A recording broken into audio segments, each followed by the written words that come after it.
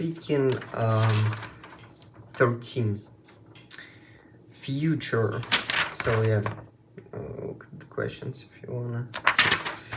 What job would you like to have 10 years from now? Why? 10 years from now, I don't want to have a job at all. It sounds very funny and probably not realistic, like some stupid dream all teenagers have, but I think it is quite possible to not have a job in some time in future, not probably 10 years, but about 15 or 20 years. I can find ways in our actually very strange world right now to become not rich, but rich enough to just enjoy my life, and that's what I wanna do. How useful will English be for your future? Why not? English will be extremely useful for my future, not only because I'm actually spending a lot of time on internet, and very often I use English, watching some videos of people who speak only English, or reading books or watching movies in original. But also in future I will be traveling a lot, and in most countries English is the language people can understand, so it will be extremely useful. How much traveling do you hope to do in the future? Why not? Just recently, I mean a few days ago, I was thinking about this, and I was discussing this topic with my friend, and I came to the conclusion that I wanna travel 3 or 4 times a year. And it is about, big travel trips, like in other country or just something like that. It could be very fun, but if raising up amount of trips which are required you to go very far, it can be tiring and hard. However, apart from those trips on a long distance, I would probably want to make some short ones to just nearest cities or nearest I don't know some places, something like that. How do you think your life will change in the future? Why not? I think my life won't change in the future very much. I probably have almost all qualities in myself halfway developed that I wanna have in future. I have some essential skills already started to grow, started to be developed, yeah. And all only things which are going to change in my future, probably the place where I live, and the things I do every day, because I'm going to graduate from school and go to the university, probably even finish that university, but I'm not sure about that. Second part. Describe a book that you enjoyed reading because you had to think a lot. You should say what this book was, why you decided to read it, what reading it. Probably you already know what book I'm going to talk about, but this book was one very special book for me, because my grandmother recommended it to me, and I even borrowed the book from her. I started reading, and from the very first page I was shocked. I have never had an experience of reading like that. That book was called Martin Eden. It is a book from an English writer or American writer, Jack London. And so um, while reading the actual story, which was about one sailor who had some very shaking experience in his life, and it made him change everything. It made him change uh, his life. It made him change what he wants, what he's going after, and uh, in that, in the process of becoming someone new, someone who he was very very striving to become, um, he had to make a lot of difficult choices and things, and that book made me think about the fact that everything is possible, and I am able to do anything I want. I am able to achieve anything I want if I just want that hard enough, and I'm willing to work for that hard enough, as much as it takes.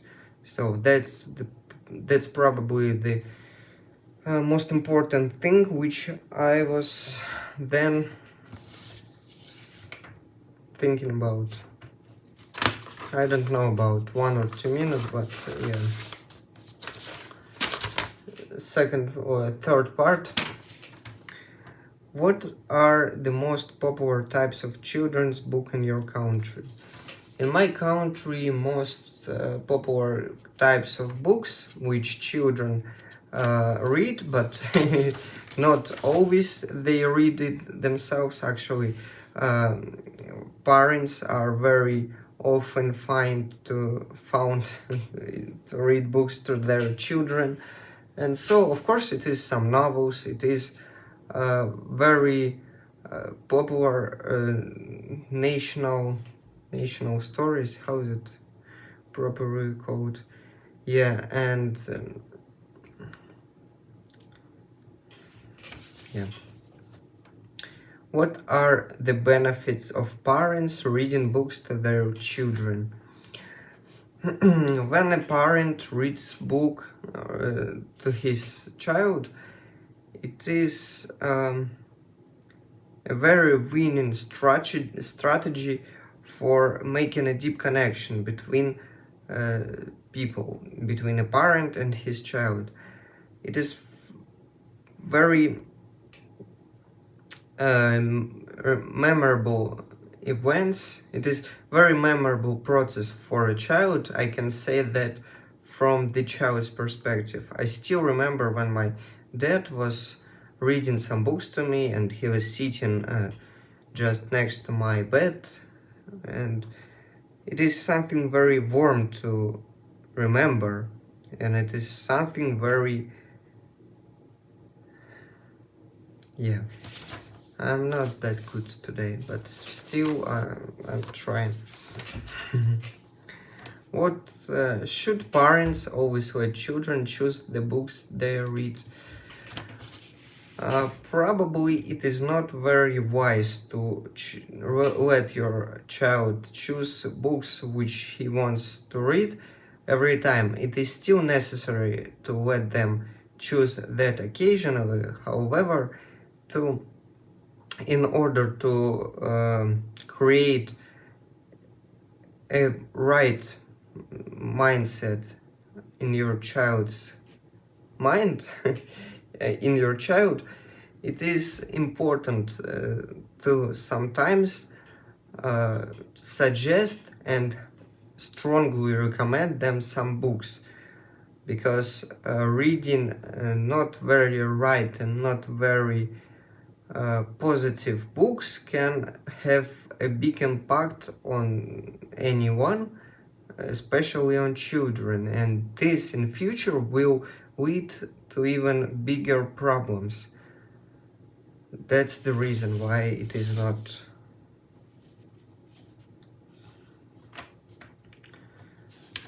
Second part, electronic books. How popular are electronic books? Oh, is it incorrect? How popular are electronic books are in your country? Yeah, it is probably incorrect, but I'm not sure. In my country, electronic books are not very popular due to lack of desire of young people and even older people to read at all. And when they do read, probably it is more about going to the library and getting some books there, because it is quite expensive and not very often used to buy an electronic book. What are the advantages of parents reading electronic books compared to printed books? Advantage, the biggest the biggest advantage of reading electronic books comparing to printed ones is that it is way more easier to choose and to find a new book. When, for example, some child wants to listen to one very specific book, he, for example, heard of today just in school or something like that, it will be a way easier for a parent to read that book. Why is it so bad? Will electronic books ever completely replace printed books in the future?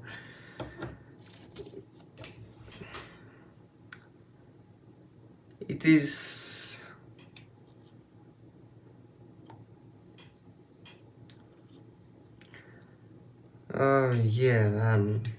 it is bad, yeah.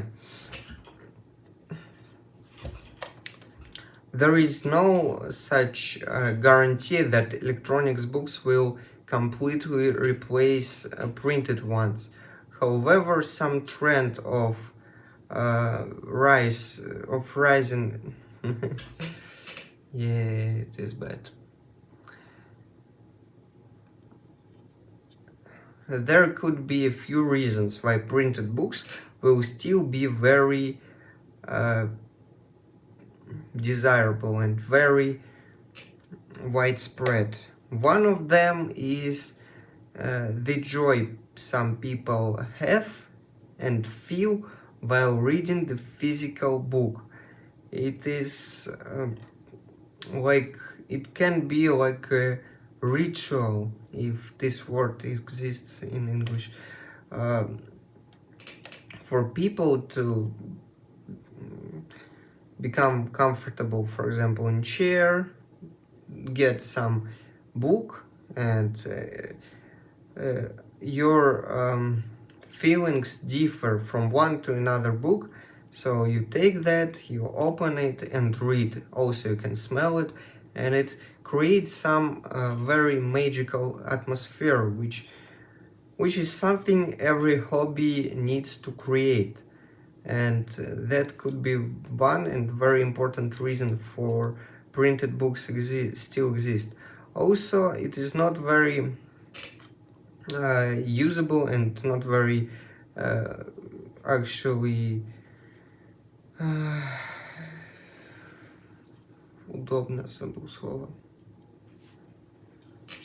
comfortable to have an electronic book, because you need to charge it.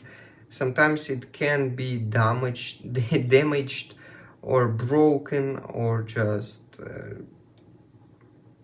I don't know what can happen. And when you have a big library of printed paper books, you can just get another book to read and leave a damaged one in peace. It is bad today. Not as bad probably as yesterday and day before, but yeah. By the way, I booked my IELTS exam on 6th of March, so I have like 2 weeks before the exam, and I don't feel any tension, I don't feel any stress. I just I also wanted to book it earlier, but I was not able to because all dates were just booked already. Thank you for watching and see you soon.